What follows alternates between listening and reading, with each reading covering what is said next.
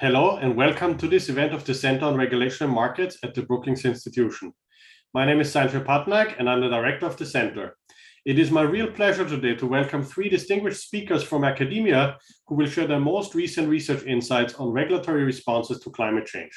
We will have about an hour of presentations and then Q&A with a lot of very engaging audience questions, I hope. First, I would like to introduce our first speaker, Professor Johannes Stroebel, who is the David Loeb Professor of Finance and the Boxer Faculty Fellow at NYU Stern School of Business.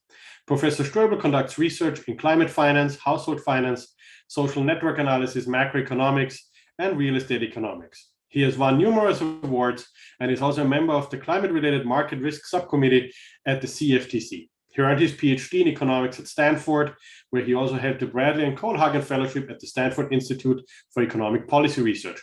Welcome, Johannes, and thank you so much for being here today. Thank you so much for having me and for putting together this great event.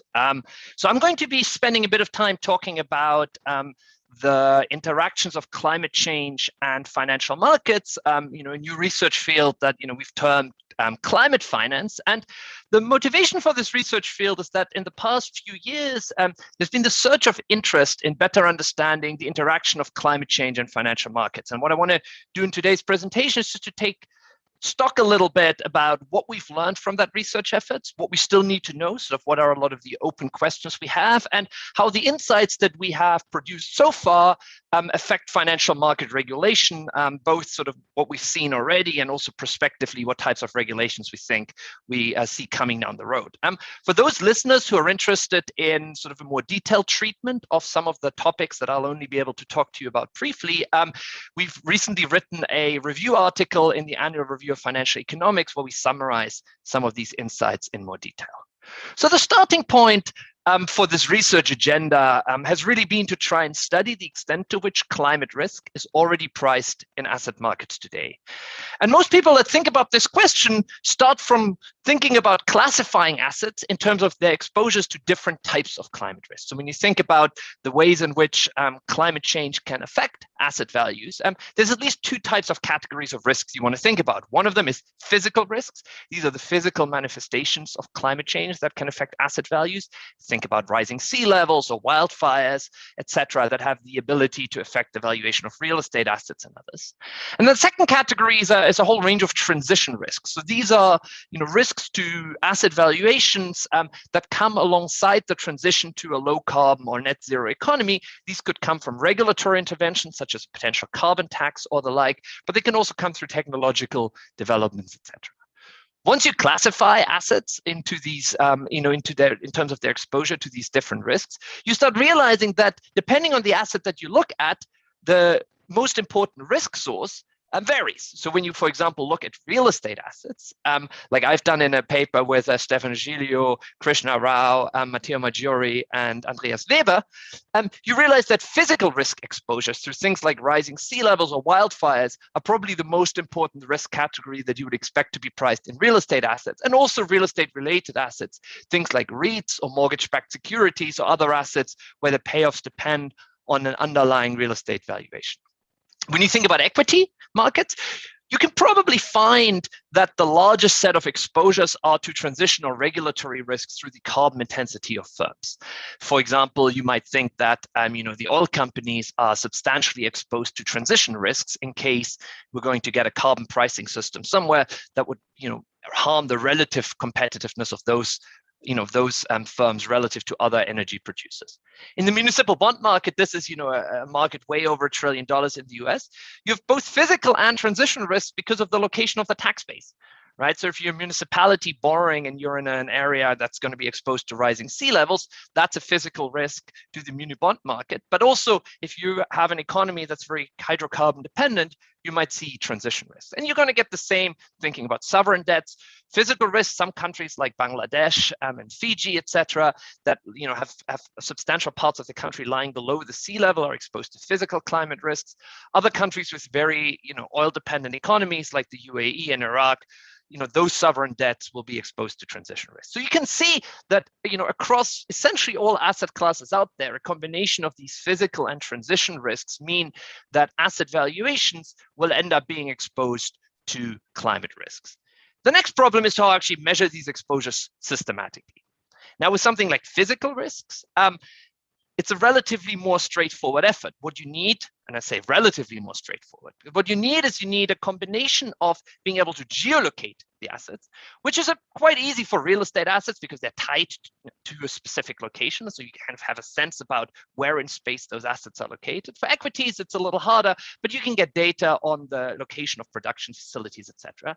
And you're going to combine that with models of the physical effects of climate change. So to give you one example, in a recent paper where I studied the pricing of physical climate risks in real estate markets, you kind of combining, the transaction prices for, different properties, some of which, in Miami, some of which, end up lying in flood zones, other ones do not.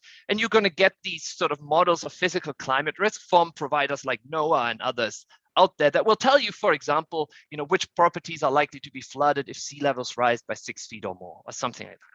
So measuring exposure for physical risks is relatively straightforward from that perspective. Measuring exposures to transition risks, I think, is somewhat harder. And because it depends on a combination of a variety of things, including understanding the business model of firms, not just today, but also about how firms, are planning on adjusting their business models down the road. Think about two oil companies, one of which is doubling down on oil drilling, while one of them is, promising to transition to become a much sort of more renewables focused company. Both of them might have sort of similar carbon emissions today, but their exposure to transition risks is going to be very different. How can you try and measure even, exposures today? Well, some firms disclose information about their carbon intensities. There's also publicly available information on things like ESG scores. And researchers have tried to, become fancy and try to do textual analysis of 10K statements or listening into earnings calls, etc., to try and come up with a measure of which firms are, have business models that are substantially affected by these transition risks. But fundamentally, measuring transition risks has enormous data challenges. And here we come to the first part where I think what we've learned in this research field, I think, has the ability to influence where regulation is going to go into the future. Because any asset manager you talk to basically spends, a lot of time complaining about the fact that they can't measure these risks well. Why? Because the underlying portfolio companies, the underlying companies that they would like to invest in, aren't yet making the disclosures in a systematic and comparable way that would allow, a BlackRock or a Vanguard or whoever it would be to decide which firms are more exposed and which firms are less exposed. And so we're going to see, regulatory action by the SEC in this space, requiring firms to make disclosures in this direction. And we're going to, I think, see this relatively imminently. So here's from a speech by, SEC Chair Gary Gensler in July, where he said, I've asked SEC staff to develop a mandatory climate risk disclosure rule for proposal by the end of the year. So I think we're going to see that over the next weeks. We're actually going to see that sort of proposal to come out. What might such disclosures look like? Going to be an important focus on consistency and comparability, which is going to replace the mishmash of ESG provider scores, etc., that we have today. So I think, financial markets are asking for this type of disclosure such that they can start managing climate risks in their portfolio. And I think we're going to see regulation that helps with that. The EU is a little bit ahead of the US in this case. And so the EU has introduced the taxonomy, which is a classification system that goes through a whole range of economic activities, classifying them into being environmentally sustainable or not. And it's now building a reporting requirement on top of this taxonomy, which would allow companies, investors, and policymakers, in their own words, with the appropriate definitions for what you can even consider to be environmental sustainable or not. So it's very much a top-down approach of really going through sort of relatively, carefully specified economic activities and deciding, what's sustainable and what's not. That's obviously also potentially problematic, and we're seeing a huge fight right now about whether or not nuclear power should be declared a sustainable business activity or not. That obviously has large implications for countries like France, where nuclear power is big, or countries like Austria are opposing the inclusion of nuclear power as a sustainable business model, as an environmentally sustainable economic activity. But it's an alternative approach to what I think we will see coming out of the SEC, which is going to be focusing largely just on carbon emissions or something like that. But again, what that final proposed rule will look like, I think, is yet to be seen. Okay, so then when you can measure these exposures, there's sort of two approaches you can take to try and assess whether or not these exposures are priced. Right? One of them is what you would want to do is you would want to compare the expected returns or the prices of two different assets that are almost identical, except that one of the assets is more exposed to either physical or transition risk, while the other asset is less exposed. Now, that type of comparison is obviously very hard because energy firms don't just differ from other companies because of their carbon emissions, but they also differ on a whole range of other issues. Similarly, real estate properties that are more exposed to sea level rise are also differing on other dimensions. For example, they're more likely to have a nice beach access. And so this type of just simple comparison between the prices of more or less exposed asset hasn't really led anywhere in the literature. And so what the focus has been of research efforts has been to assess the returns of more or less exposed asset when there's news about climate change or when there's an increase in attention to these type of climate risks. So in a paper with co-authors, we've tried to do this in real estate markets, where we've tried to measure time-varying attention to climate risk in housing markets from the textual description of property listings. In some years, property listings talk a lot about, this property is not in a flood zone, it's high and dry, etc. In other years, they do not. And what we find is that the gap between more or less exposed properties goes up in periods when people pay more attention about climate risk. We find similar results in the equity markets when there's news about climate change that pushes the price movement of more and less exposed firms in opposite directions, again, showing that climate risk is already priced in equity markets. Now, are these risks adequately priced? There's one thing to show that they're priced in a non-zero way, that there's some pricing, but are they adequately priced? Are they fully reflecting the true risks out there? And that's really the research frontier. Honestly, no one really knows. Now, what I've done with some co-authors this summer is we surveyed a large number of academic economists, regulators, and financial market participants. We just asked them for their perceptions. We asked them in the stock markets most familiar with you, how do prices currently reflect climate-related risks? About 15% didn't have an opinion. 20% said that prices currently accurately reflect climate risks. Only 3% of people said that they over-reflect climate risks. 60% of respondents felt that even today, in the stock markets that they're familiar with, climate risk wasn't fully reflected in prices. Now, that doesn't mean that they're correct, but it gives us a sense of, market participants who are thinking about this every day. What are they expecting prices to do in the future?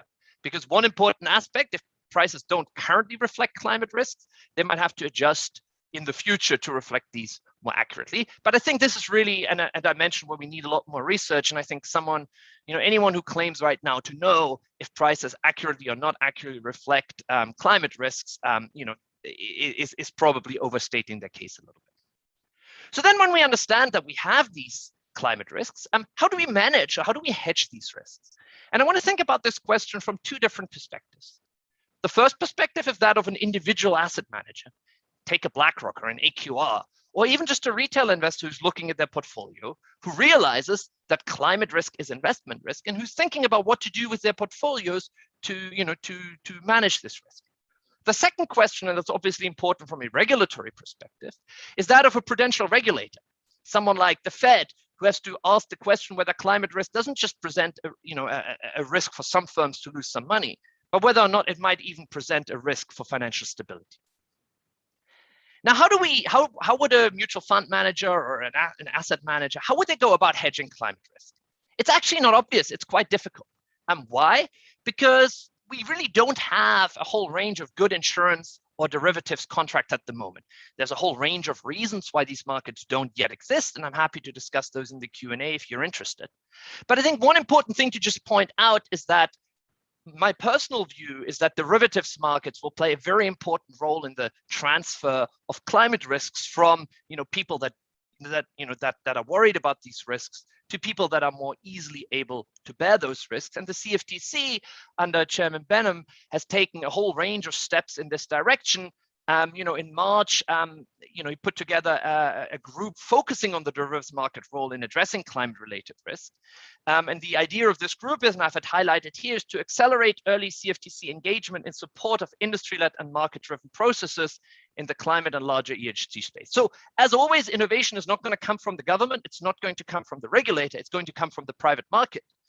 There's a lot of demand for these types of new financial instruments that might allow the transfer and sharing of climate risks. But it's great to see that regulators are aware that they need to play a big role. They need to create the regulatory environment that allows this type of financial innovation to happen, because there's certainly a lot of need for it.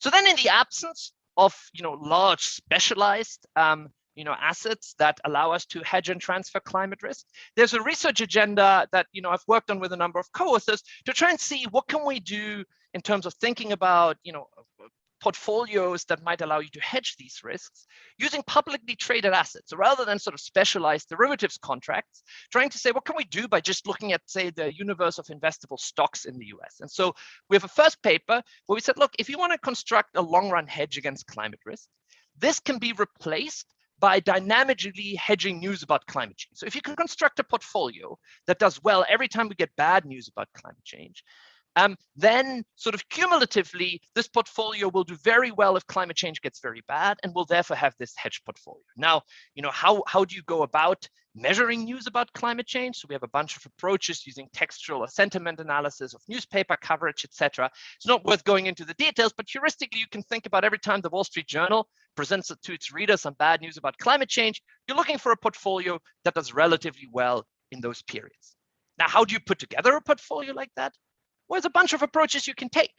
One of them is what we call a narrative approach. So you basically take an ex-ante view on which businesses will do well and which businesses will do badly when we get news about the increased likelihood of, say, some of these transition risks. And here we're back in the other, in the problem we had before. You can try and do this on E-scores. So you can go long the green firms and you go short the brown firms, right? And so you would think, well, green firms should do well when we get bad news about climate change, because it makes a regulation more likely, and that regulation should help the green firms. But we're left with the low quality of these exposure measures, which hopefully will be solved by some of these disclosure requirements. But so far, this is not working very well. The alternative is to use what finance economists call a mimicking portfolio approach, which is to regress news on asset returns in the past. So I'm basically trying to see, well, I can look at this climate news series that I want to hedge in the past, and I can try and see which stocks did well in the past when we saw news, and then I'm going to assume that those stocks will continue to do well going forward. The problem with this approach is that we only have very short time series. So, this type of approach suffers from an overfitting problem, where we have many, many more stocks than we have time periods in the past where we think climate risk was priced. And so this approach doesn't work. So one new approach that I've been working on with some co-authors is we call the quantity-based approach. And the quantity-based approach starts from the insight that comes from the science literature. So this is not something that financial economists have worked on, that realizes that local extreme heat events shift local attention and local climate change beliefs. So if Seattle has just lived through an extreme heat waves, there's strong evidence that people living in Seattle now worry more about climate change, and they believe more in climate change. And so what we ask is trying to figure out what industries or what stocks do mutual fund managers disproportionately buy and sell after experiencing one of these local extreme heat shocks. And then we'll try and see if we can form long-short portfolios on these industries. And what we find is that if we do that, those quantity-based hedge portfolios substantially outperform other approaches that people have used, the narrative approach, or say the mimicking portfolio approach that I've just talked about, to try and figure out how to hedge these climate risks. Lastly, we want to ask, not just from an individual investor's perspective, but now put yourself in the perspective of a banking supervisor, right? Who's trying to not figure out, well, can some investor lose some money when climate change materializes, which is an important question for the investment community, but doesn't itself have to be a systemic financial problem. In order to answer that question, does climate risk affect bank health and financial stability? You need to answer a bunch of questions. Who holds physical and transition climate risks eventually? How do bank loan portfolios change in value alongside reasonable paths of climate change? And so we have a bunch of approaches here, that we call stress testing or scenario analysis, where we're trying to figure out, how do bank portfolios develop under some assumptions about, the path of climate change. Now, there's obviously an important question here about which types of scenarios would you consider. But I think we're going to see more of this type of behavior going forward. In Europe, this is already happening. So the ECB has been, for example, telling banks to map climate risk into their trading and loan books. in a sort of stress testing style scenario. And we're going to, we had an economy-wide stress test in the EU that the ECB conducted this year. And from next year onwards, we're going to see climate stress tests of bank portfolios going forward in the EU. In the US, I think this is going to move slower. So, we're still in the space where, the Fed governor anticipates new guidance on climate change for big banks. I think we'll see some activity here, but I think it'll take a while before, the types of stress testing that we're doing in Europe is going to play a role in the US also, in particular, because I think in Europe very quickly, these types of, learnings from these climate stress tests will start affecting capital requirements for banks, etc. I think that's something that we're probably, a way away in the US and may never get there. So overall, I think climate finance, this studying of the interactions of climate change in financial markets, is a really exciting field with lots of open and interesting questions.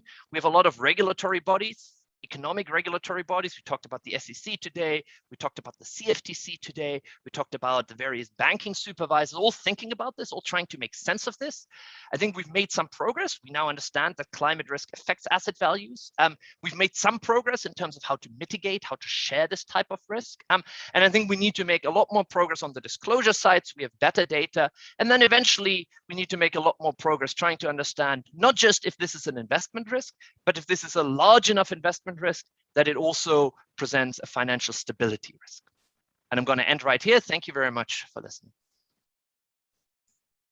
Wonderful. Thank you so much, Johannes. Very interesting. And I think climate risk is really one of the biggest issues that we're facing today. And a lot of companies and governments ought to think about it. Great. So our second speaker is Professor Meredith Fowlie, who is a professor in the Department of Agriculture and Resource Economics and holds the class of 1935 endowed chair in energy at UC Berkeley. She's a faculty director at the Energy Institute at Haas, and she also has a research associate at the National Bureau of Economic Research, where she co-directs the Environmental and Energy Economics program. Professor Fowlie has worked extensively on the economics of energy markets and the environment, and her research investigates market-based environmental regulations, the economics of air pollution, electricity market regulation, and incomplete greenhouse gas regulations.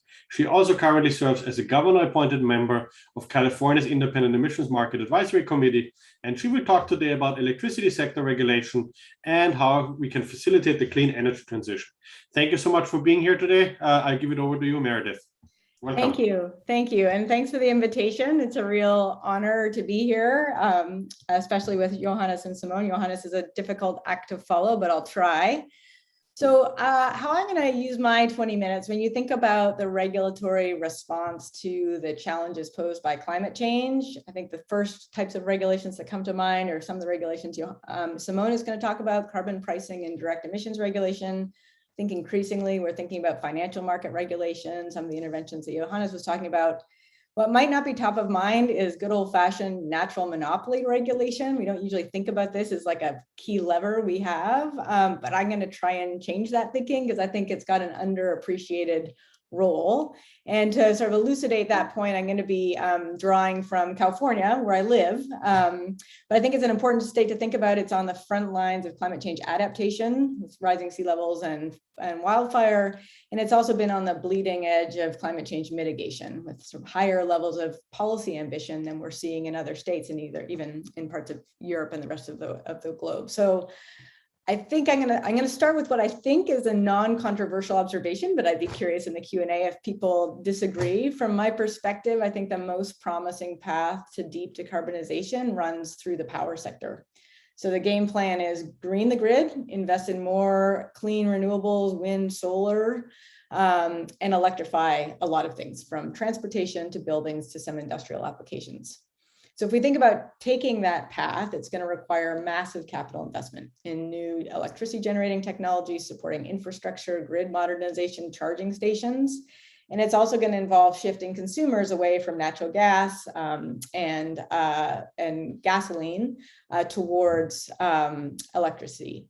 So I think the point I want to make today is how we finance this transition is going to determine how much it costs and who pays the price.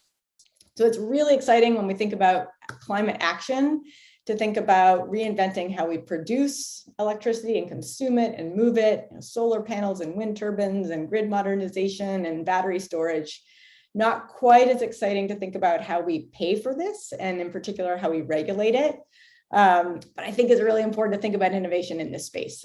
So my point, if you take anything away from my 20 minutes today, it's that energy rate reform and how we regulate natural monopolies like electricity and natural gas is really going to be key to an equitable and efficient clean energy transition. I'm going to talk in particular about research we're doing that focuses on electricity, but we've got related projects on natural gas and even wildfire insurance, really thinking about how we regulate these natural monopolies and how those regulatory incentives impact how we're responding to the climate challenge.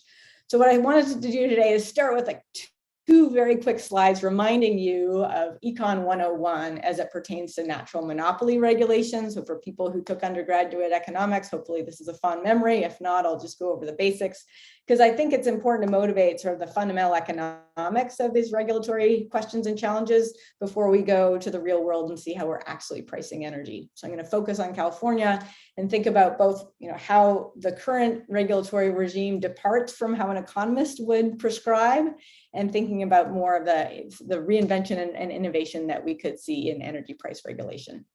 So my point of departure, energy utilities, so electricity, natural gas, are textbook natural monopolies. So they have high fixed capital costs, large economies of scale relative to demand. It doesn't make sense to have many companies running distribution lines down your block. We want to leverage economies of scale and have single or few number of firms supplying the market. But of course, if we're going to create a monopoly, we're also going to need to regulate it to make sure that prices are fair and efficient.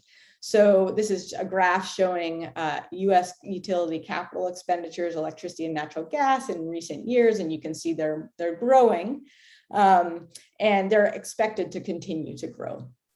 So in this country, in the US and in other countries across the world, you have public utility regulators who are setting the retail rates to allow these utilities to cover their costs and earn an authorized rate of return on their underappreciated assets. So under a linear pricing model, or the simplest possible way we could regulate these utilities, you charge a single price per kilowatt hour or per unit of natural gas, which is set above marginal cost to recover those fixed or sunk costs. Alternatively, you could have a two-part tariff, right? So you could set a price closer to marginal cost and recover additional costs through fixed charges. So if economists call the shots, and we don't at the PUC, we would set electricity rates at social marginal cost, right? So when I run my dishwasher, it uses about a kilowatt hour of electricity. So what does that cost society? It costs us, we got to use the fuel to generate the electricity. There's emissions associated with the generation of that electricity. If I'm running my dishwasher on peak, which I shouldn't be, maybe there was a marginal increase in capital costs for distribution system infrastructure or generation capacity to supply that demand. So we want the consumer to see that social marginal cost so they can make efficient trade-offs. Under a linear pricing, or charging a single price to recover all costs, we're going to see that price is well above social marginal costs in many parts of the country. So what a part of the agenda that I am pursuing and other of my colleagues in energy and environmental economics is to ask the question, how do the electricity prices we see compare to the economist's prescription of setting price equal to social marginal cost? This is a map that I'm taking from a paper that was recently written by two of my colleagues, Severin Borenstein and Jim Bushnell. And what it's showing you is this comparison. How do the average retail price that American consumers pay for their electricity compare to our best estimate of the social marginal cost, what it costs society to incrementally increase electricity consumption and production? And you'll see there are red parts of the country. Those are parts of the country where the prices consumers face are too low relative to social marginal cost. Red in those parts of the country, particularly because in those parts of the country, the grid tends to be less or more carbon intensive. So a kilowatt hour of electricity generates more carbon per unit. I want you to focus on the deep blue parts, and in particular, the state where I live, California. In California, residents, retail consumers are paying prices that are well above the social marginal cost. So we're going to dig into that and sort of think about the implications for the carbon transition, both as it pertains to efficiency and equity. So what I'm showing you here is retail electricity prices, dollars per kilowatt hour paid by retail consumers. And this each bar is showing you the range of retail prices across utilities in the US. And what I've called out in red, green, and yellow are the prices paid by California consumers. And you can see that California prices are consistently above the national average and increasingly out of line with the rest of the country. And this is creating real tensions in California. And again, I'm focusing on California, but I think California is several steps ahead of other states in terms of its climate policies and related activities. So I think there's things to learn from the California case. And in the California case, there is a tension between pursuing our ambitious agenda as it pertains to climate change, adaptation, and mitigation, and our moral obligation to keep energy affordable, particularly for low-income households. So the work that we're doing, which is in progress, we've released a policy paper, and there'll be a more detailed paper out in a couple of months. First, ask the questions, why are rates so high? And the punchline is going to be that costs that are not going forward, incremental costs, are being recovered in a per kilowatt hour rate. Who's paying these prices? Increasingly, it's households who can least afford it. And can we think of alternative rate structures that would improve outcomes both on efficiency and equity grounds? And I think the answer is yes. And I'm going to propose an alternative and invite people to get back to us with their thoughts. But I want to first start by saying we're not, with this research agenda, weighing in on whether these costs are appropriate. I think it's important to keep in mind California is a big state.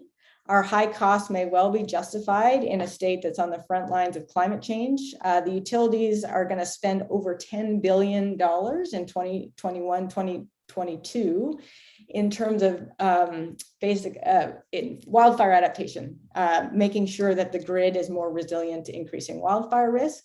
So these costs may well be necessary and legitimate costs as we try and make progress with respect to our climate change adaptation and mitigation goals. What I want to focus on is how we're raising the revenues to cover these costs. So the first step we've taken our work, and I don't want to dive into the details in this 20-minute presentation, but I think it's interesting to see our best estimate of the social marginal cost of consuming a kilowatt hour of electricity in California. And the number you might want to focus on, this is from my utility, but we looked across California. These marginal costs are coming down because we're greening the grid. The grid is getting cleaner. And our best estimate is in 2019, the average across hours of the year, social marginal cost of consuming electricity was about 8 cents per kilowatt hour. So hold that in your mind. What are we actually paying? So what we're showing is over time, that red line is our best estimate of the social marginal cost, the efficient price that would signal to consumers what it actually costs society to incrementally increase electricity consumption. Households like mine were paying upwards of 25 cents, like more than 3 times the efficient price of electricity. The green line is in California, we have a subsidized electricity price for low-income consumers. So about 23% of California households are eligible for this low-income subsidy. Even those subsidized households are still paying twice our best estimate of the efficient social marginal cost.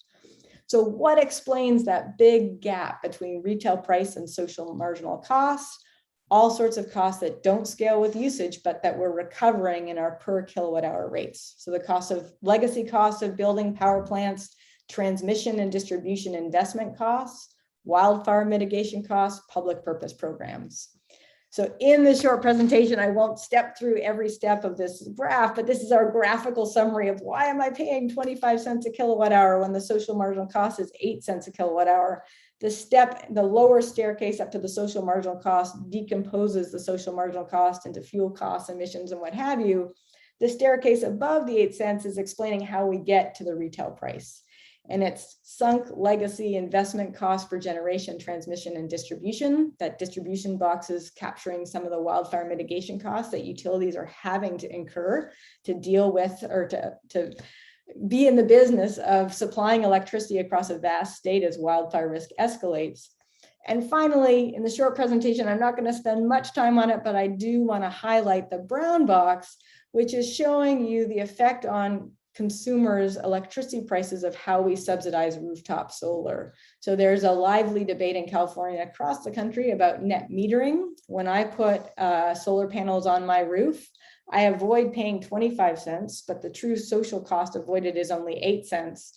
So by incentivizing rooftop solar adoption in this way, we are shifting some of that fixed cost recovery obligation away from households like mine with solar on my roof to households who don't have solar on their roofs, and those tend to be lower income consumers. So as you can see, real tensions in California brewing and potentially in other states as we try and sort of reckon with how we're paying for the costs of electricity supply, generation, transportation. So the key takeaway that I hope to leave you with is the way we regulate electric utilities and the way we allow utilities to raise revenues to cover the costs they are incurring effectively taxes electricity consumption to pay for grid modernization, rooftop solar subsidies, climate change adaptation. This has an efficiency implication, right? If we think electrification is a linchpin of our climate mitigation and deep decarbonization strategy, we're putting a barrier in that path by burdening electricity prices with costs that are not going forward incremental expenses of supplying electricity. And there's also an equity element that I think we should have top of mind, particularly given the concern with making sure that the energy transition is an equitable one. So what I'm showing you here is a quick summary of households' response to the Consumer Expenditure Survey in 2017-2018. So I'm focusing on California households, just so we have it's more relevant to the material I've just been discussing. And what I'm summarizing is households' response to questions about income and expenditures. And we've summarized it by income quintile. So 1 is the lowest income, 5 is the highest income category. So for example, that blue line is showing you what you probably already know, which is income is unequally distributed across California households. So the average income reported by the second lowest income category is about 3 times the average income reported by the first. What I want you to focus on though is the green line and how flat that line is, and that's showing you electricity expenditures, right? So although higher income households do consume or spend more on electricity, they spend a much smaller share of their income on electricity as compared to low-income consumers. And that flat line is flatter than the lines that correspond to other consumption goods that are subject to the sales tax. So the punchline from this picture is that raising revenues for climate change mitigation, adaptation, public purpose programs, large investments by taxing electricity is one of the most regressive ways we could raise these revenues, more regressive than an income tax, more regressive than a sales tax. So this leads me to the final point and emphasis of our research agenda and research agendas of others in energy and environmental economics is, can we rethink how we regulate natural monopolies given the efficiency and equity implications of how this is playing out as investment costs escalate in electricity, natural gas, and related industries. And so in our work, we've been sort of thinking about this plight of a policymaker. You're regulating a natural monopoly. You need to guarantee or assure that the natural monopolist can recover the cost of doing its business. So as economists, we want to set the volumetric price equal to social marginal costs so consumers can see what it actually costs to consume electricity. For now, today I'm going to focus on a proposal that holds the revenue requirement constant. That is, we continue to assume that we need to recover these costs in electricity rates. I want to make a side point, which is we see a case to be made for taking some of the costs we recover in electricity rates out of the electricity rate base and pushing it onto the state budget. So for example, in California, if you are managing vegetation close to the electricity grid, those are costs that are put in electricity rates. If you're managing vegetation that's far from the electricity grid, that's on the state budget. That's a state cost of adaptation to wildfire risk. So I think we should be potentially revisiting some of the costs we're putting in the rate base, given the equity and efficiency implications of how we're paying for energy. But for our purposes today, and in my last 2 minutes, I want to focus on a proposal that continues to recover the costs we're recovering in rates. But here the aim is to shift some of the cost burden off of lower income households, working within administrative, legal, and political limits that we surely will need to work within in reality. So let's go back to that Natural Monopoly Regulation 101, where I said, one option is linear pricing, which is effectively what we're doing in California and many other states where we recover all the rates in a per kilowatt hour charge. Another is a 2-part tariff that sets the rate per kilowatt hour at the efficient social marginal cost and recovers the remaining costs in a fixed charge. Going back to my utility in 2019, if we all paid 8 cents per kilowatt hour, there'd be a significant chunk of costs we'd still need to recover. If we recovered those in a fixed charge that was equal across all households, it would be a $75 per month fixed charge. But what about if we thought about, well, we can use this rate design feature to try and make cost recovery more equitable. And so what this picture is showing you is, what if fixed charges increased with income in a way that was commensurate with the sales tax, for example? That was the yellow staircase. So here, everyone pays the efficient price. The lowest income households pay no fixed charge. Households like mine pay $150 per household. So this is an alternative way to recover rates that is an improvement on efficiency grounds. We're sending a more efficient price signal. People see what it actually costs to consume more electricity, and improves on equity grounds in terms of shifting more of the cost recovery burden onto households who are in a better position to pay. So in summary, lots of parts of the country, retail electricity prices are set above marginal costs to raise revenues for needed capital investments and legacy costs. These costs are going to escalate. When you look at, no matter which report you're reading, when we think about what it's going to cost to modernize the grid and invest in more renewable energy and the infrastructure we need to support it, these costs are going to increase. The way we currently recover these costs in electricity rates amounts to a regressive tax on energy consumption.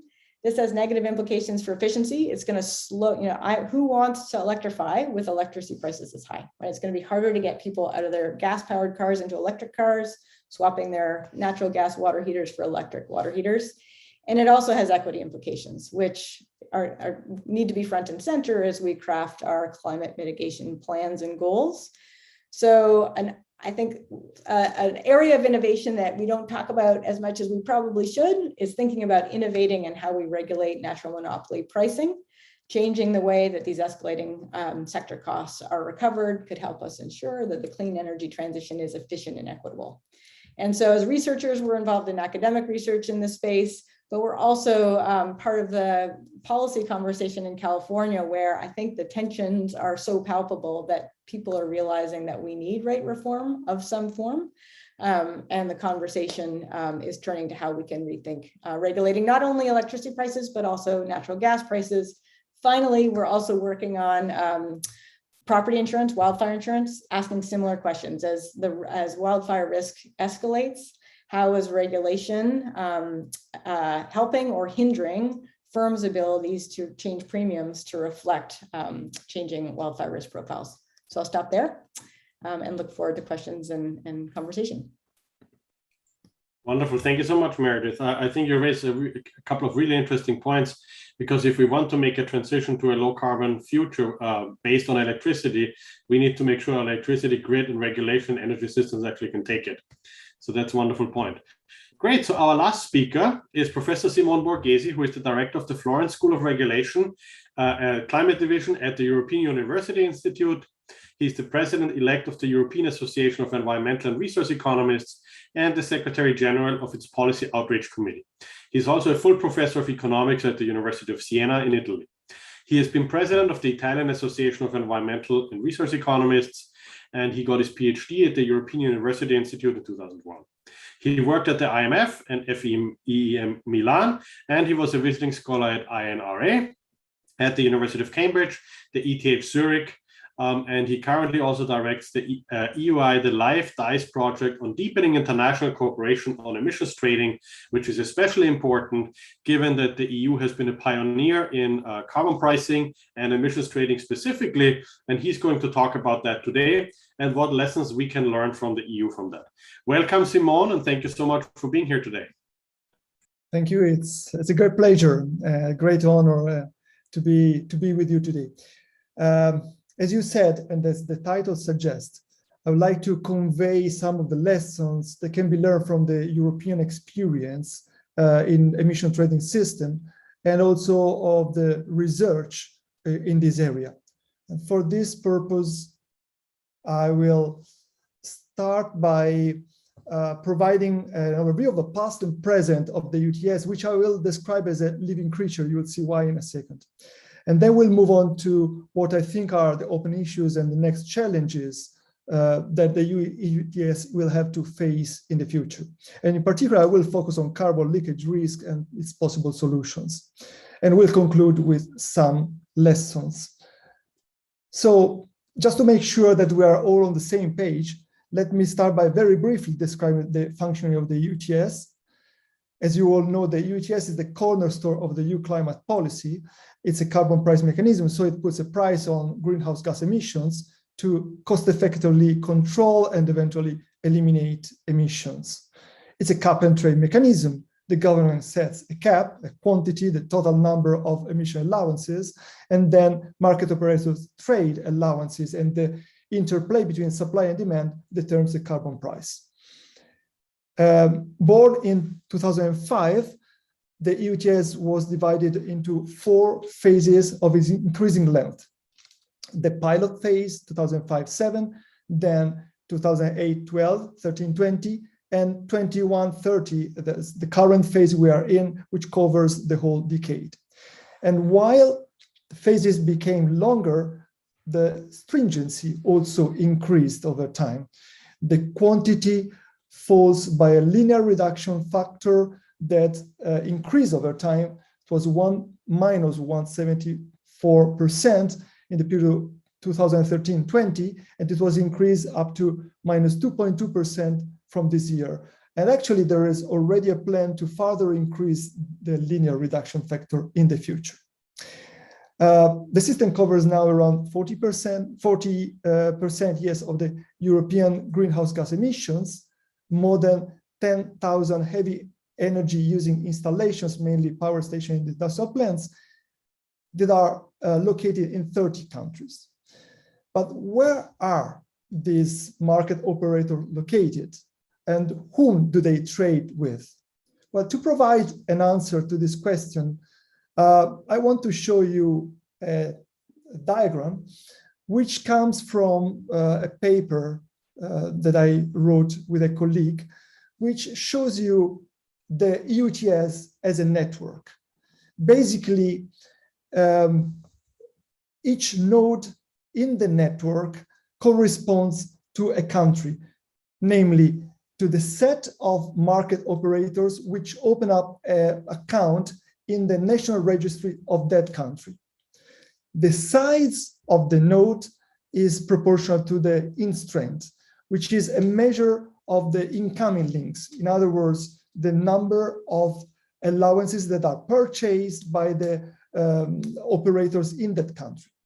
And the color is related to the page rank, which is a measure of network centrality, ranging from blue for low values to red to high values. So, as expected, you can notice that the biggest nodes, the biggest ball in the network, are also more red. Why? Because these countries are more active in the network and therefore are also more central in the network. However, this is not always the case. If you compare Netherlands and Spain, for instance, you notice that they have similar size but different colors, Netherlands being much more central. Indeed, the centrality does not depend only on how active you are in the market, but also on whom do you trade with. So if you trade with other countries that are very central in the network, you become central as well. Indeed, from this visual representation, you can notice that there are 5 countries that emerge as particularly key in the network, namely France, Germany, Great Britain, UK, Denmark, and the Netherlands. Obviously, this was a representation based on the first phases. But we all know that with Brexit, things changed.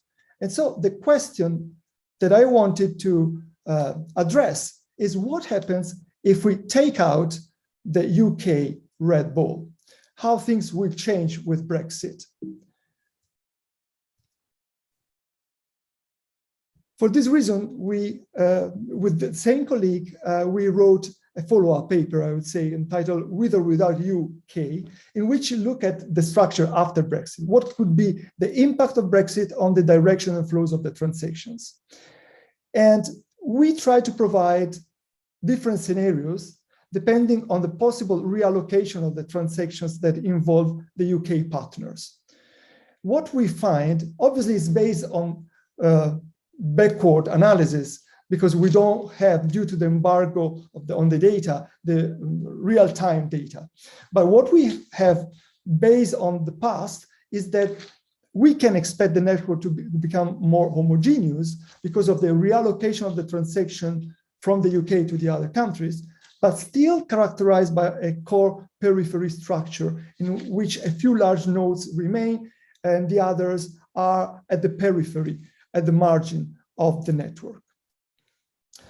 As this analysis shows, the structure of the ETS or the EU ETS changes over time, a sort of a living creature. And indeed, the more I study this topic, the more I see the EU ETS as a living creature. As a living creature, it comes to life, grows, learns, and teaches, and sometimes it gets married, like in the case of the linking with Switzerland, or divorce, like in the case of Brexit. As I said, it came to life in 2005, and from the very beginning, it was clear that it was one of a kind. The first transboundary cap and trade system, and the world's largest carbon market, at least until the Chinese market will become truly operational. From the very beginning, the system started growing, adding new sectors, petrochemical, aluminium, ammonia, and gases, nitrous oxide, and perfluorocarbons under the UTS. And as we will see in a second, it keeps growing and adding new sectors. And as it was growing, it was also learning. And the learning was actually a continuous learning process, as witnessed by the number of reforms the EU ETS went through. After the initial 2003 directive, there was a revision, a new directive in 2005. Then in 2014, the backloading, a short-term intervention to reduce market imbalance. The market stability reserve in 2019, a long-term intervention aimed at stabilizing the market with predefined automatic supply changes. The revision for phase 4, and currently the 2021 review under the Fit for 55 measures. Not only the UTS learned, but also has also been teaching to the others. It has been a pioneer and often considered as a prototype for all its followers. And the followers has been quite many. This image from ICAP shows the extension of the ETSs around the world. In blue, you have the jurisdictions that adopted an ETS. In green, those where the ETS is under development, and in yellow, those where it is under consideration. And as you see, starting from Europe, ETSs extended, spread to Quebec, Reggie on the eastern coast of the US, California, Mexico, but also eastern to Kazakhstan, South Korea, New Zealand, and last but not least, China, with its 7 pilot projects and with the nationwide ETS that is growing, has been just born.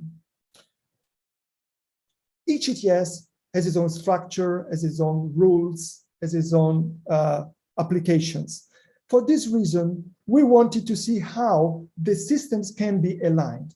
And this is the object of the project that I'm currently directing at the European University Institute, namely the Life DCET project, where the Latin acronym DCET stands for Deepening International Cooperation on Emissions Trading.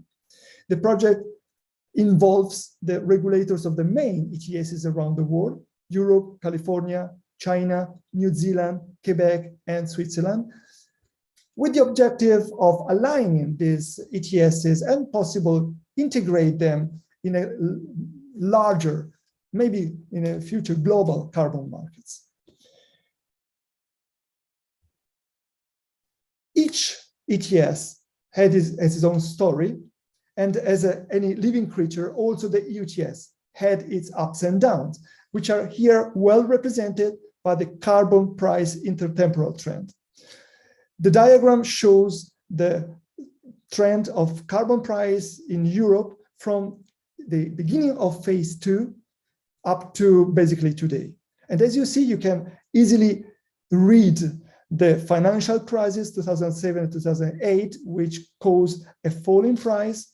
Prices remain very low, below 5 euros per ton of CO2 for a long time, until the end of 2017, when the announcement of the Market Stability Reserve and of a more stringent intervention by the regulator led to a new rise in price, which continued despite the pandemic crisis, despite the lockdown. And the price is now above 60 euros per ton of CO2. I think yesterday was 58 something. A similar trend can be observed also in the other major ETSs. New Zealand, the line in green, California and Quebec, which linked their ETSs in 2014, so they continue with just one price, one line, and Switzerland, which joined the ETS at the beginning of 2020, and so its price is rapidly converging to the European one. If you look at these trends, you notice that they are somehow similar, but there are still large differences in terms of carbon prices, with the carbon price in Europe being much higher, almost 50% higher than in New Zealand, and almost 3 times higher than in California and Quebec. And this difference is even larger if you look at the Chinese pilot projects, which show large fluctuations because they are all in their infancy, if you want, but with prices that are all around $5 per ton of CO2, only Beijing being above 10. So large differences. So what we have is an increasing price in Europe and increasing gap with respect to the other ETSs. This brings me to what, in my view, are the next challenges.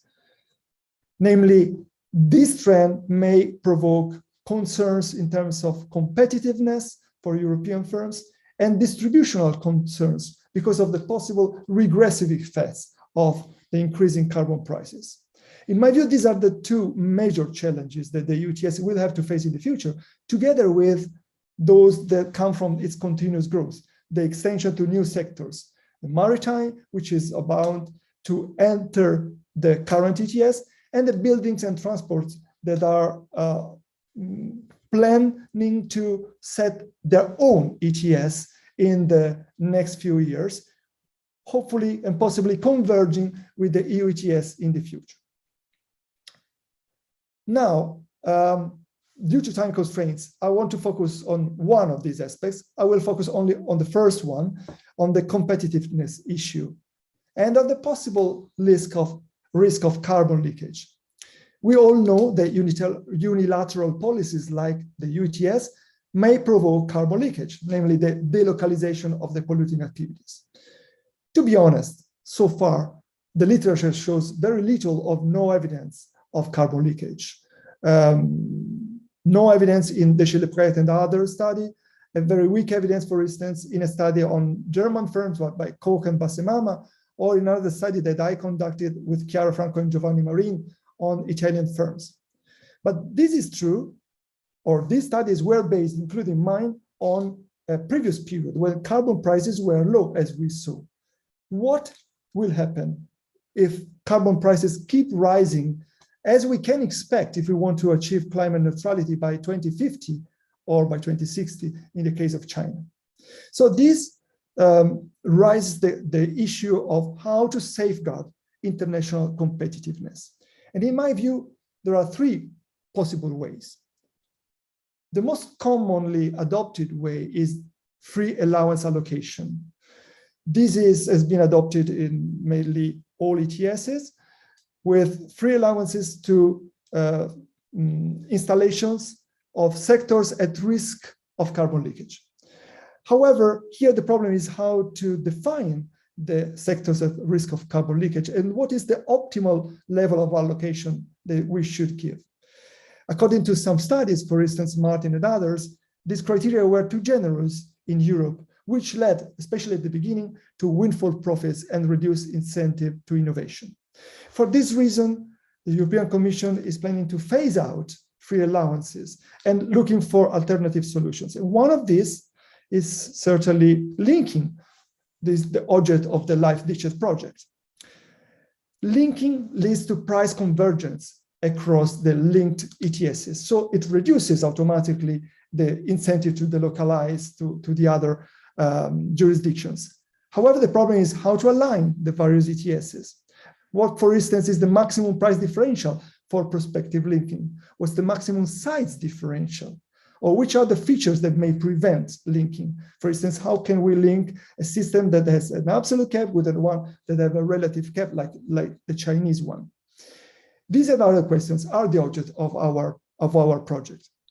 Linking, in my view, is an interesting perspective, but it takes time because it needs to build up mutual trust, and this takes time.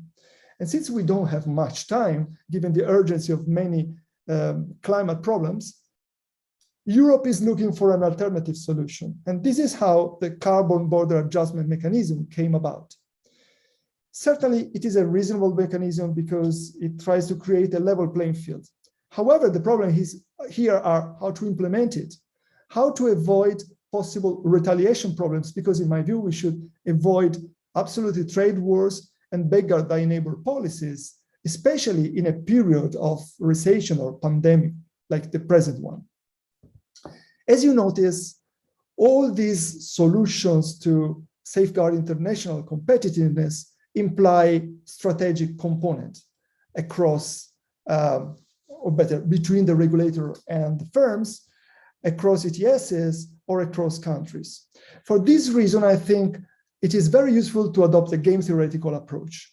And this is what we try to do with some colleagues in a paper entitled Should I Stay or Should I Go?, in which we consider a set of firms that have to decide whether to stay or delocalize, and in which their decision depends on what the others do. So we introduce the possibility of mimicking the other, imitation processes. And when we do that, the design of the ETS affects the share of firms that are delocalizing, creating interesting nonlinear effects. I don't have the time to discuss this in further details, but I just leave you the link in case you want to access the paper, actually freely accessible until the end of November. Now, I think my time is getting to the end, so let me use the few last minutes to discuss the lessons that, in my view, emerge from the European experience. First of all, research lessons. There is large room for more research in game theory, in network studies, in empirical analysis, obviously. So different instruments that can help understand more for the future. Secondly, policy lessons. I think for policymakers, one of the lessons is that emission trading systems are a living creature. So the EU ETS is a living creature, but also the other ETSs. In this sense, they go through a continuous learning process. And obviously for economists, credible commitments are of key importance. And this is very clear when we look at the effects that the announcement of the Market Stability Reserve of the European Green Deal had on the European carbon price. Higher stringency led to higher carbon prices as expected. On the one hand, this can have a higher impact on firms and households, which raises a problem of social acceptability for the future, which I think is very important, and I'm happy to discuss it further in the Q&A.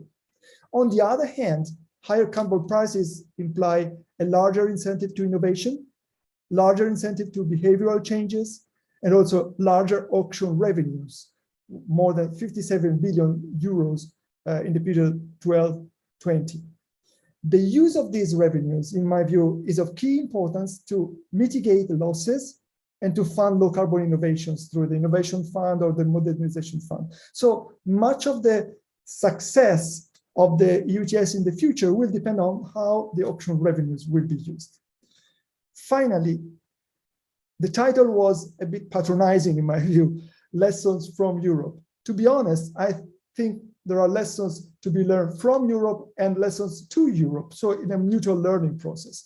For instance, California-Quebec linking was an interesting lesson for the linking agreement that the EU has then or it wants to establish in the future. And also the floor price, which is missing in Europe, could be a lesson to think about for the future. And finally, the CBAM itself can be a lesson in both directions. It can be a lesson for the others if the others will follow the European example. But in any case, we can expect that Europe will have to learn from the other, adapt to the other, and interact with its trade partners if it wants the CBAM to work. And on this note, I think I will stop here and leave room to your questions and discussion. Thank you. Great, thank you so much, Simone. That was very interesting, especially given that the EU has been really a pioneer in climate policy and in carbon pricing. So I'd love for all of you to unmute, please, and we're going to talk about different questions that we got from the audience, and also kind of like that arose in the terms of your presentation. I want to start with Simone. Can you talk a little bit about the carbon border adjustment tax that is being discussed in Europe? What are some of the latest developments that you see? How likely it is that it will come, and what form will it take? Well, that's a very good question. I remember discussing this point a few months ago with Robert Stavins, who told me, are you kidding me? Are you sure that Europe is going to do that? Well, let me say how I see this.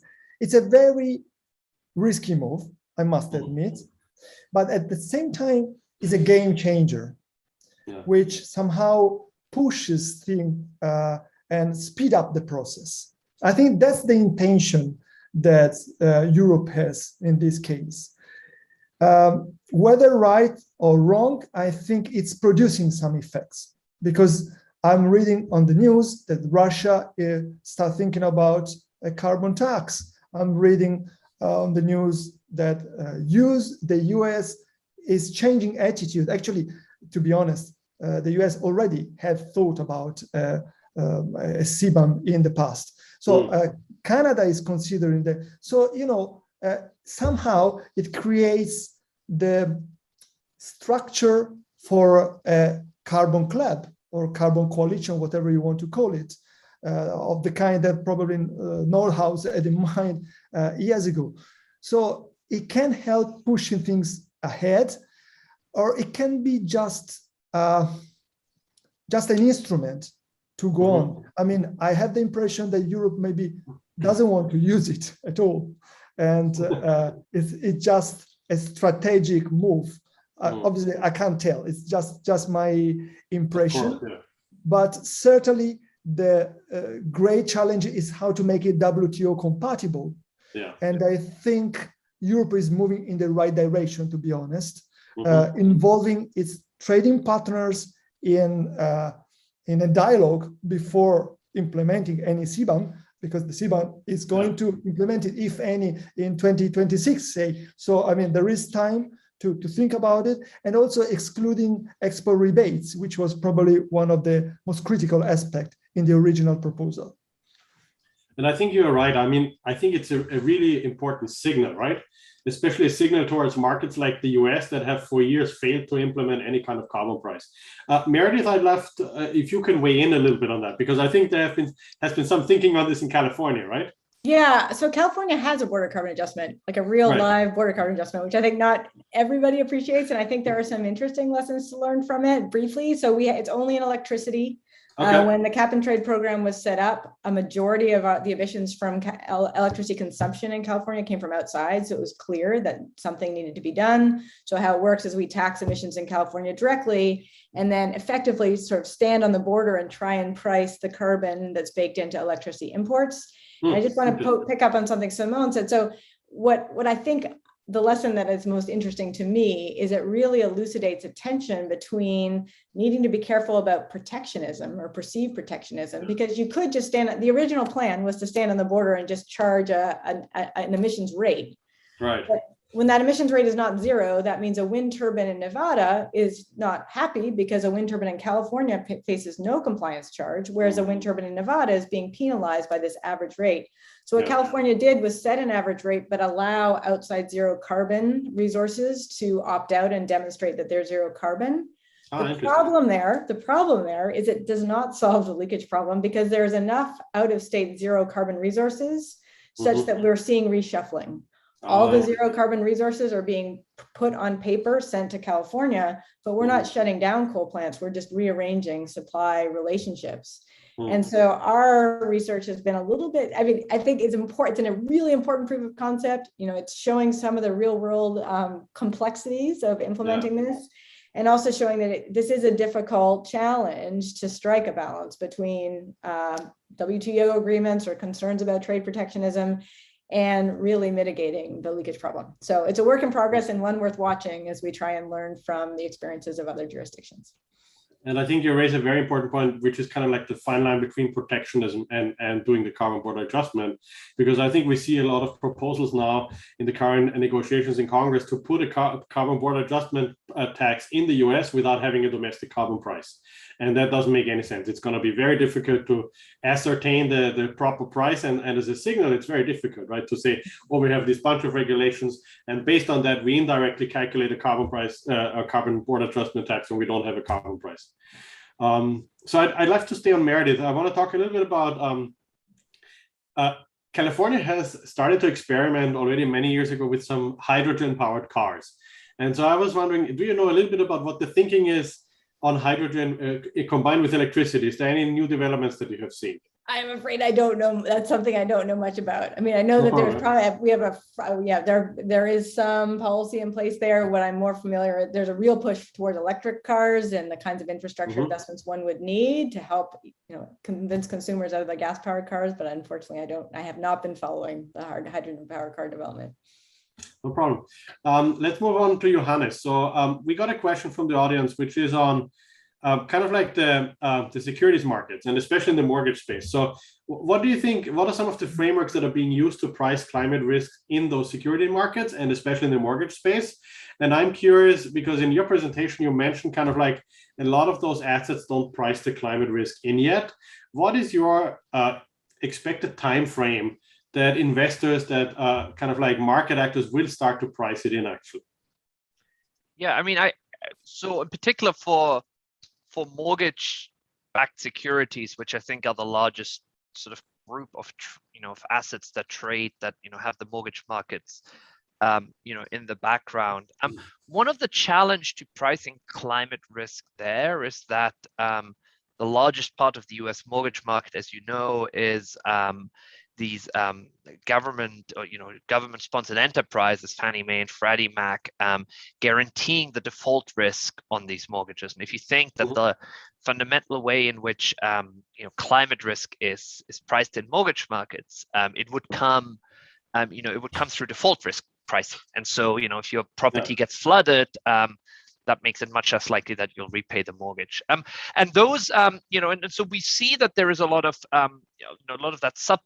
that sort of guarantee being exploited by mortgage lenders. So for example, there's research that shows that if you're a bank and you originate mortgages, if you become more worried about climate risks, you're actually more likely to send those mortgages and package them in precisely these GSE insured mortgage-backed securities. So it's shifting of the risk essentially to the government. And the big problem there is that the government isn't pricing this risk. So the G fee, which is this fee that Fannie Mae and Freddie Mac receive for taking this default risk out of these mortgage-backed securities, is constant across space. So it doesn't vary, between, say, a coastal property in Florida, which is likely to be flooded in 40, 50 years from now versus somewhere that is not. And that has got, a lot of historical reasons. There's a lot of good reasons for that. The mortgage market is one where historically we've seen a lot of redlining, where minority neighborhoods would pay substantially higher mortgage rates. It was impossible to get mortgages there at all. And so historically, the government is, the GSEs have been very averse to, having any spatial price differences in that default guarantee. But what it means is that this is not a risk that ends up being priced in the market, but it is a risk that sort of in a hidden way is getting transferred to the taxpayer that is eventually responsible for for those guarantees. And so that means in that sort of largest part of the mortgage market, the risk isn't priced, but it comes in there's a huge implied government subsidy to sort of areas with more climate risk exposure. In private mortgage-backed securities markets, you can start seeing it being priced a little already today. And so now then where the question, over what horizon do we think it'll be fully priced? That's a really hard question, because it requires you to take a stand, not just on an asset pricing model, but it also requires you to take a stand on what you think the future path of carbon emissions is. There's a lot of uncertainty, a lot of path regulation can go. You then need to make an assumption how those carbon emissions will translate into global temperatures. You need to make an assumption about how those global temperature changes will lead to, rising sea levels, flooding, et cetera, et cetera. And then only then does asset pricing start playing a role. You can then try and figure out, how we're going to price these risks. And so there's an enormous amount of uncertainty there. What we can say is it is being priced already the same way that it's being priced in real estate markets. But, is it being priced adequately? It's always adequate relative to my model of where regulation is going to go, and then all these physical feedback loops about how that regulation translates to climate and rising sea levels. And that's just, the error bands around each of these steps is just so wide that I don't think I can credibly say, I think, it's adequately priced, overpriced, or underpriced. That's actually really interesting. I'd love to turn to Meredith. You have done some work on insurance markets as well in California, right? Can you tell us some lessons learned or some of the impact that you have seen? I can't tell you lessons learned yet, but I can tell you questions asked. And listening to Johannes, I guess I would be curious. So one thing we've become interested in is regulation of property insurance and homeowners insurance in particular. And something that caught our attention is, Johannes, you were talking about these, probabilistic models, and there's tremendous innovation in that space, really trying to improve our read on current risk profiles and where we're going. One thing that caught our attention is that the California Department of Insurance regulator, very apprehensive to allow insurance companies, the state farms, the Allstates, to base their premia on these probabilistic models, because they're trying to balance transparency and concerns about firms using these very hard to understand models to rationalize different pricing across properties and across parcels, against the very clear need for firms to signal the real risk, the changing risk. And so right now, as the regulations are written, when a firm wants to apply to change its premia that it's charging different types of parcels, it can only use backward-looking data from its own portfolios. And it seems that this could be the question is, how important is that regulatory limitation? Is that limiting firms' ability to leverage innovation in the modeling space to send better signals to homeowners that this is a risky property and this is not? So empirically, we're just trying to better understand the relationship between our best modeling of risks and how the premia vary across parcels with different risks. So I don't know if there are parallels with what you're working on, Johannes, but it struck us that this regulation could be impeding potentially firms' ability to respond and price risk. No, I think that's extremely likely, and it'd be interesting to see sort of when you end up quantifying it, how big that is. For these types of climate risk property insurance, I mean, the market for flood insurance, the private market, has broken down a long time ago, and so we have the National Flood Insurance Program, which, by the way, is the exact same cross-subsidy issues as the G-fee, right? And that's something that's actually on the table right now to be changed. So we're having discussions, as we speak, about whether or not over the next 20, 30 years, these flood insurance rates from the National Flood Insurance Program will start to approximate more the actuarially fair rates. The problem is that there's going to be properties where that will go up from a few $100s a year to more than $10,000 a year, which will make it essentially unaffordable to live in some of these coastal communities. Now, honestly, my view is that's probably where we need to go. It is probably in the long run unsustainable to live in these communities, and price signals might be a great way to tell people to stop moving there already, so that by the time that these sort of sea level rises, etc., materialize, you're starting to you have much less capital deployed there. You have many fewer people living there. But we're seeing the exact same issues with the wildfire market. I think wildfire insurance, which I think is one that in California right now is a big deal, where insurance companies are realizing their models, in particular the models trained on past data, have sort of meant that the types of fires we've seen the last few years have all been 1 in 100-year events, or whatever the exact number is. And so you need to start using these more forward-looking models. I think part of the question is the pricing that those models imply. Are those, are they essentially rates that no one can end up affording? So I think there's a danger that the wildfire insurance will go the way that national flood insurance, the flood insurance will go, where essentially in the absence of a heavy taxpayer subsidy, some of these properties just become unaffordable. So it'll be interesting to get a sense quantitatively where that ends up, and how many properties will end up being in this essentially uninsurable space. I don't know if you've had a chance to look at that yet. Yeah, I mean, I guess the only other thing I want to inject in this conversation, which is really interesting, is there are several things that homeowners can do to protect their home in terms of defensible space and building materials. And so something that I think is very exciting, but still I think limited in this current regime, is you can imagine, and you're starting to see some experimentation, your premiums will be lower if your community can get together and solve this coordination problem, and everyone takes the steps that they need to take such that when the fire comes, we can defend your space. And so right now there's a limited ability, but that's a really important margin that homeowners do not have an incentive to invest in. But if you could figure out how to convey that through adjusted premiums, I think it could be powerful. So one thing I should mention, and I think what you put your finger on, Johannes, is there's a real equity affordability concern about, if people are living in places that are going to become inhabitable, what do you do? Especially in California, where affordability in the urban areas have pushed people out into the wilderness interface, which is precisely where the risk is high. So we do have a fair plan that is sort of a backstop so that people get pushed off. But it's just thinking about how to strike that appropriate balance between setting the right price signals and making sure that people who are, really marginalized aren't impacted too hard. And I think the problem is, and I agree with you, Johannes, I think that is a very hard conversation to have, to say certain areas are maybe off limits for zoning or should not be rebuilt. But at the end of the day, someone will have to foot the bill, right? Currently, it's mostly taxpayers if something happens, right? And so we have to, I think, even reconsider what kind of areas we want to build in. And I think we've seen that in Houston play out in the debate there, like which areas should be up for zoning and which shouldn't. I want to move over to you, Simone, a little bit on a question that is slightly related, but you showed in one of your graphs, effectively the EU has one of the highest carbon prices now in the world, right? And it's rising. It's been rising quite fast actually over the last couple of months.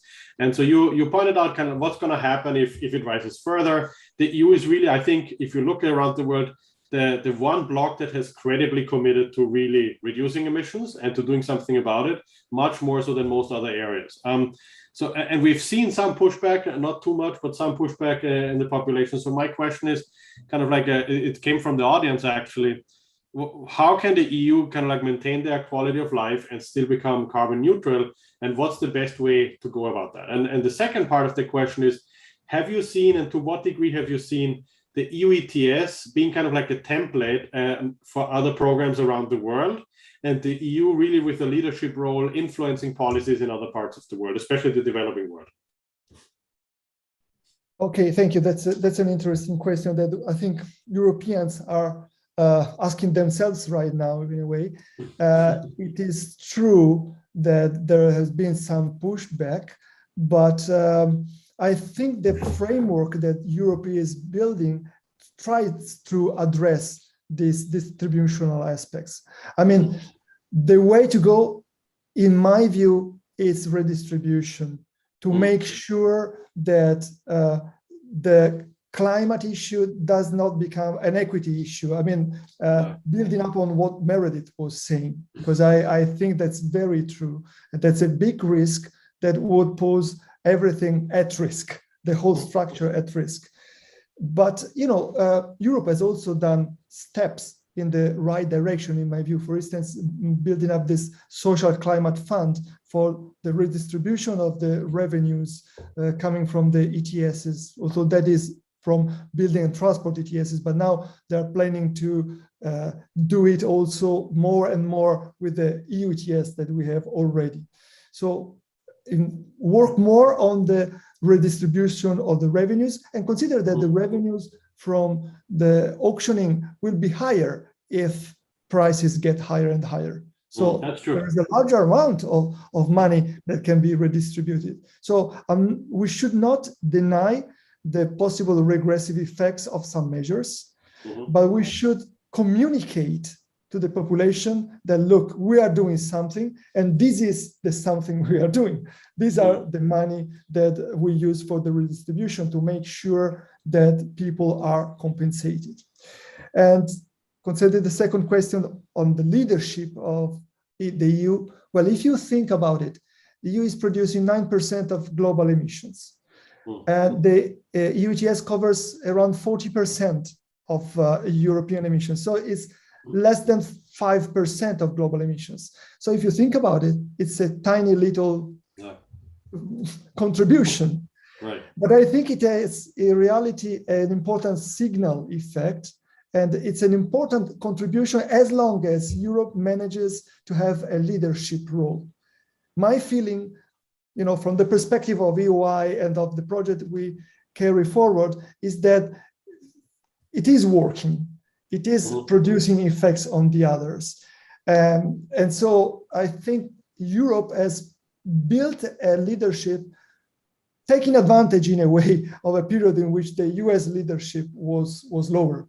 Unfortunately, the climate topic is on the agenda again in the US. So yes, I think the signaling effect is even more important than actual emissions reduction that we can achieve in Europe alone, because in the end we will achieve global targets only through a global action. I agree.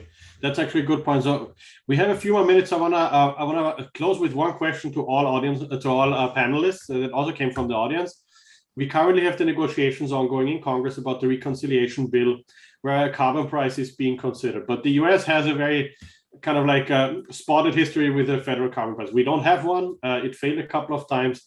So if you had to kind of like identify the largest obstacle or the way to get a carbon price passed at the federal level in the US, how do you think that that would be the most efficient or the easiest way to go about? This is obviously not a very easy question, as you can see. So, Meredith, you want to start? Oh boy!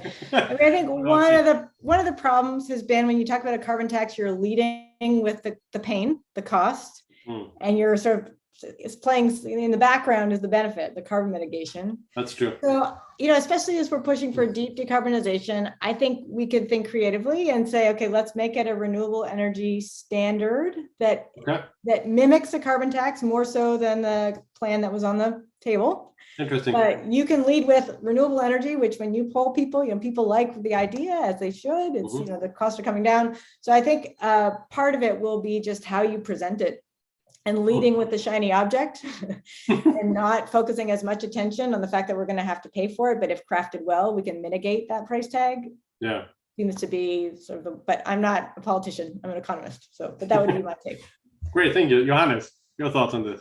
I mean, my thought is sort of related. I think the first thing is you stop calling it a carbon tax and you start and you start talking about a carbon dividend. Right, because yes, it is going to cost us something, but you can make this revenue neutral, and you can probably make this pretty progressive. I suspect, if you go the way that some parts of the world have done, and basically just redistribute this either lump sum or even in a sort of a progressive way. a large part of the population will end up being better off. And so, tax always sounds like you're going to have less money in your pocket at the end of the day. Yeah. And, yes, you don't want to pay more at the pump. But in the end, if that comes with a $2,000 check from the government every year, some sort of refundable tax credit of some sorts, I think you could get a lot of people on board that way. So start talking about the carbon dividend that comes and less about the tax. I think that's a great point. And I've seen models around the world where parties from the right and the left came to an arrangement through that. So kind of like making it carbon neutral and maybe combining it with some kind of corporate income tax reform. Simone is an outsider. What are your thoughts on this? Well, that's even more difficult from the outside. But I can just echo what Meredith and Johannes said. And, insist on the communication part. In the end, that's what they are also saying. Don't present it as a tax. This is definitely not the way to go. But actually, there was already a statement by many Nobel Prizes and the US economists and economists from all over the world insisting on the carbon dividend idea that Johannes was suggesting. I think that's the right way to go. And on top of that, I think earmarking the revenues could be an important way to go, so that people really see where the money go. I know that this is controversial from a theoretical viewpoint, but I think that this is how it works, how it should work, how you can get people on board. To get a broad coalition. Well, this has been really interesting, and I want to thank all three of you for taking the time. I know you're incredibly busy, but I think that was a super helpful and very interesting discussion today. Thank you again, and all the best. Thank you, Sanjay. Thank you.